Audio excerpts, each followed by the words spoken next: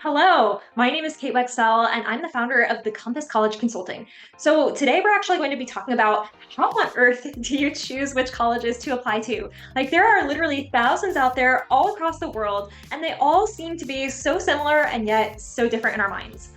And so some of you might have already had your dream college picked out since you were a little kid, but then here's the thing, you might want to consider what other colleges are there in case you don't get in as a backup. Or you might end up being like me, who had absolutely no idea which college I wanted to go to, even up until my senior year of high school. Heck, you could even be like my friends from high school who didn't apply to college until March or April of our senior year because they still had no idea where they would even want to go, what they would want to study, and they had other factors in their life that they had to consider other than just college admissions. So let's break it down. What should your college list look like, and how do you decide where to apply? Now, first of all, I want to say, don't be that kid that applies to 20 colleges and universities, right? That is not going to be you. That kid is probably spending about $1,000 in application fees. And I'm sorry, but unless you have that kind of money laying around or your parents do, like you should not be even thinking about applying to 20 colleges and universities. And so what does that also mean? That means that you should not be just going on to Niche or US News and looking at the top 20 colleges and universities in the country and just applying blindly to all of those things. So here's the thing, if you just do that or just randomly pick schools, you're not going to be happy. I know I made this mistake whenever I was a senior in high school. I sat there and I looked at which colleges had free applications. And I spent all of this time writing little essays to schools that I knew I was never even going to actually attend. And it just added all of this stress onto me when I could have been focusing on the colleges that I actually did want to go to. So let's break it down. How many colleges should you be applying to and looking at? Well, the answer to that is probably around 5. So you're going to want to aim for about 2 safety schools. So these are colleges with an acceptance rate of about 80% or higher. Then maybe one that is sort of middle level. So that would maybe be about 30 to 80% acceptance rate.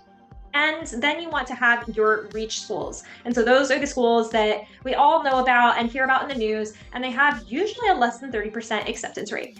Now, of course, this all depends on your academics, right? So first of all, let's think about your GPA. Your GPA will start to rule out so many different possibilities and so many colleges that you might have thought about, right? So if you have at least a 3.8 GPA, you can definitely be considering colleges that have a less than 30% acceptance rate.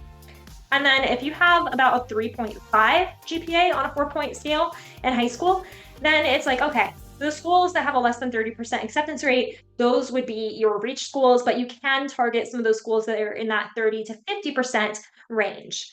And then if your GPA is lower than that, you might want to have your reach schools be the schools that are in that 30 to 50% range, and then have the other 3 schools that you apply to just be safety schools that have that 80% or higher acceptance rate.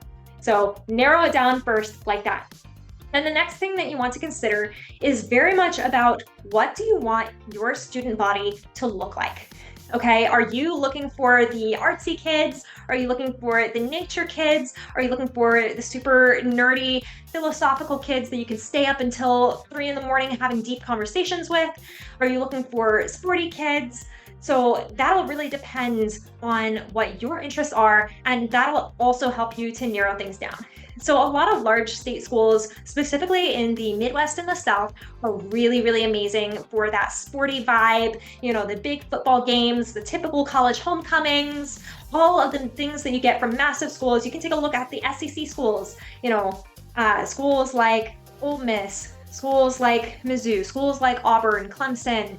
All of those are great if you want to have like that traditional college experience. If you're looking for some more naturey schools, maybe take a look at small liberal arts colleges. Same thing if you want sort of that artsy vibe, take a look at arts colleges or colleges specifically in California or on the East Coast where there tends to be a more prominent art scene just in the area. If you're in the naturey type of group, take a look at colleges that are located in the woods. Take a look at colleges that are known for some of their environmental programs.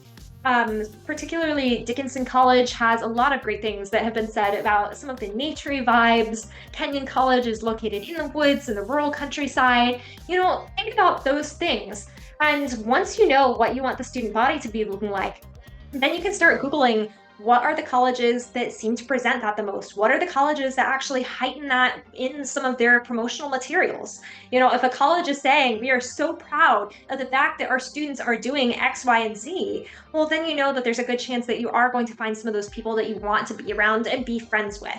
I know for myself, I had tried to transfer universities after my freshman year of college. And one of the reasons that I was inspired to do this was because I had chosen a big sports school, and sports are literally the one thing that I just could not care less about. I love staying active, I love going hiking and cycling and dancing, but like big football is just not my thing. And so it was kind of hard to fit into the student body at my school whenever a lot of kids had gone there because they enjoyed that type of environment.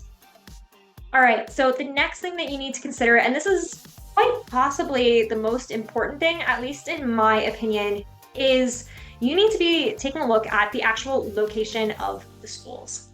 So if you want to be staying close to home, well, that already creates sort of a proximity barrier. So only look at schools that are about 50 to 100 miles away from your home. If you specifically are looking for a warm environment, well, great. You can take a look at the bottom half of the United States. If you're okay with cold winters, you can take a look at the top of the United States. But the important thing about location is you really need to be thinking about the size of the town that you're in, and then also how close are you to large cities and which large cities are you near. And so why is this actually important? Well, think about it this way.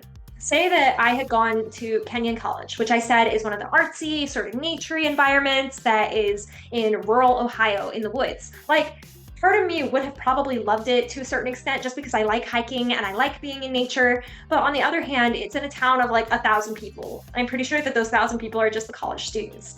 So if I had ever wanted sort of that big city experience, I would have not been able to find it at Kenyon College. Whereas, say, my little brother, Kenyon is not the right fit for him, but he doesn't like the big city. He would be perfectly happy just interacting with a couple of people, and he probably would have been fine in a small town and wouldn't have even enjoyed it. Same thing with my father. Like, he would have loved going to Kenyon College.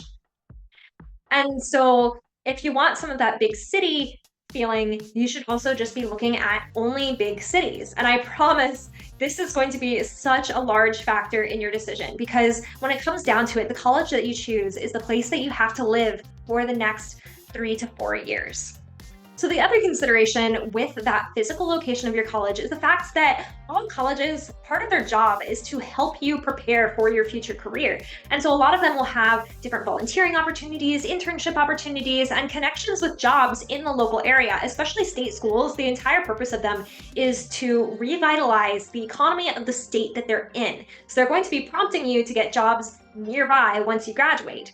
Now, let's think about it this way. Like, I graduated from the University of Missouri. Now, what is Missouri known for? It's known for agriculture and cattle farming. And so whenever I was looking on Handshake, which is a very popular job platform that's designed for universities to connect students to jobs, a lot of the jobs on there were in the agricultural industry. But that's not actually what I'm interested in at all.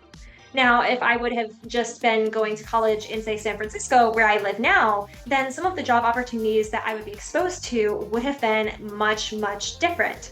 So once you consider these first 3 things, which is like actually determining which schools could you be accepted to, and looking at the physical location and the student body, then you're going to want to consider the cost. And so if cost is a huge barrier for you, you should be sort of constraining that. So say that your family makes too much money to qualify for financial aid from the government through filling out the FAFSA form, but you can't necessarily pay $80,000 for a private school in Boston. We all know which one I'm talking about, right? So that might just be unreasonable for your family, and maybe you should just be limiting your search to only state schools where you know that you can receive merit scholarships. Just keep those factors in mind, and then you're going to write out your list of colleges that you think fit the criteria that you have. After that, try to visit as many schools as possible, and then sort of cross items off the list until you're left with only 3 to 5 schools, one of which you could definitely be accepted to in that 80% acceptance rate or above. And then that is the list of schools that you are going to apply to.